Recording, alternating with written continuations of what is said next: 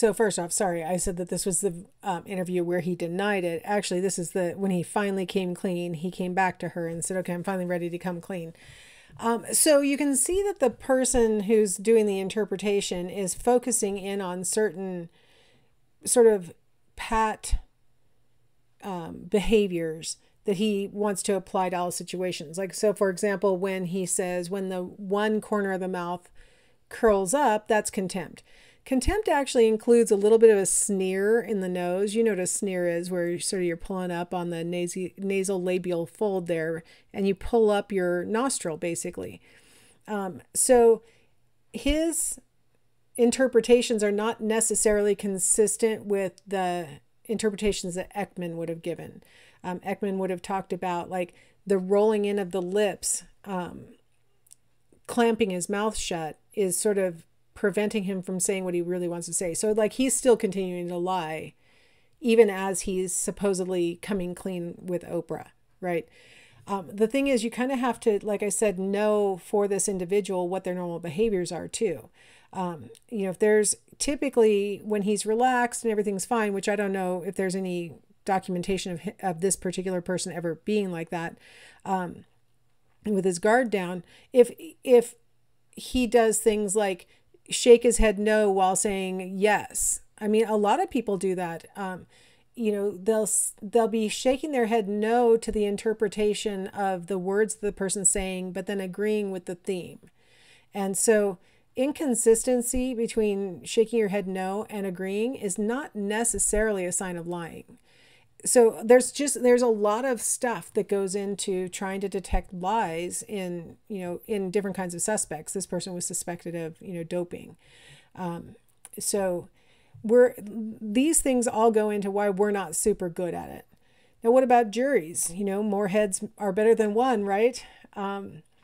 Juries, when they're making their decisions, are not necessarily taking the information in a linear and clear-headed way necessarily. One factor that helps to determine a jury's decision is the members' attitudes towards punishment. If you have a very law and order jury, they're going to tend to make law and order decisions. If you have a jury that's very, perpetrator sympathetic, they're less likely to make that kind of law and order decision. And so there's, these attitudes towards punishment. The ones that are more likely to convict are ones who are high in authoritarianism, which is a measure of really how much, a person adopts a law and order. Authorities are in authority positions because they know more or have access to training that we don't have, that kind of things. People who are high in authoritarianism are more likely to convict. And then people who are in juries that have been what are called death qualified.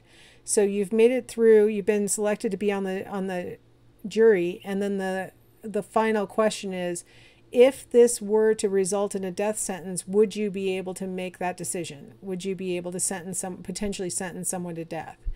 And so you have a subset of people who are going to agree that they'd be willing to sentence someone to death. And so death qualified juries are more likely to convict. And it's possible because there's a correlation between authoritarianism and saying that you'd be willing to put someone to death. So attitudes towards punishment can be one factor in determining a jury's decision. How they go through their decision making is kind of interesting. One factor that they take into consideration would be defendant characteristics. Guilty and harsher sentences seem to be, on average, meted out to people who are less attractive, who come to court dirty, who have visible tattoos even as they're wearing long sleeves and things like that. A lot of piercings. If they come to court in their prison garb, that tends to be associated with harsher sentences or more likely a guilty finding. And then it turns out that there is a racial bias in jury decision making, especially when race is made salient. Especially if throughout the case somehow this is made salient even beyond just the defendant's appearance, but actually it's brought up as an issue.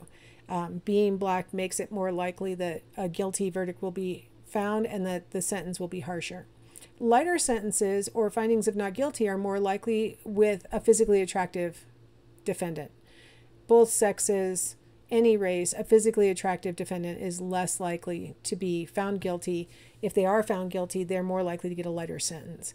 And then on average, white defendants are going to be less likely to be found guilty, and if they are found guilty, to receive a lighter sentence. So some of these characteristics the defendant has absolutely no control over, aka their race. Other things they do have some, they really, physical attractiveness has a lot to do with general health. So a person doesn't kind of really have that much control over that, although in the last chapter we talked about healthy behavior, so I guess we could have some control. Part of physical attractiveness has to do with genetics too, but I mean, if you've been engaging in really harmful behaviors, you can really deteriorate your physical appearance. And then there are things that you can do to yourself, like tattooing and piercing and things like that, that the jury may perceive as less attractive, right? That they might perceive as threatening, things like that. So, getting out of your prison garb, if you have a lot of piercings, maybe remove some of them. Make sure that you're clean, your hair is combed. That can really help in, swaying the jury. There was the classic case, I think it was 1989 or 90, when the Menendez brothers were accused and found guilty of murdering their parents.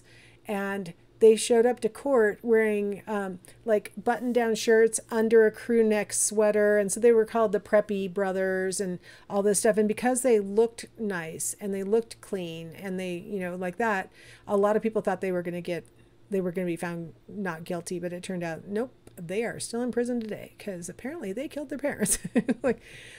People didn't really want to believe it, I think, anyway. But, they tried all the things that you can do to try and make yourself get maybe a not guilty finding or a lighter sentence, but it didn't work. So, I mean, juries can see through these things too. All right. So that concludes chapter 15, and thus that completes our class. So it's been a pleasure talking to myself on your behalf. I hope you found it interesting and helpful, and thank you for your attention.